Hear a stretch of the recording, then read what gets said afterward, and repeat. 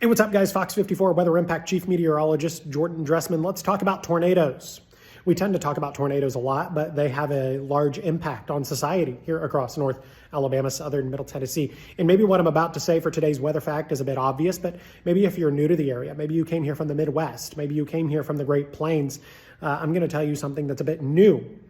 Alabama can have tornadoes at any time of the day. As a matter of fact, unlike the Great Plains, where tornadoes typically happen during the middle and later part of the afternoon, Alabama typically sees a high percentage of its tornadoes occur at night. And we've seen this across North Alabama, Southern Middle Tennessee. We have had confirmed tornadoes 3, 4, even 5 or 6 o'clock in the morning.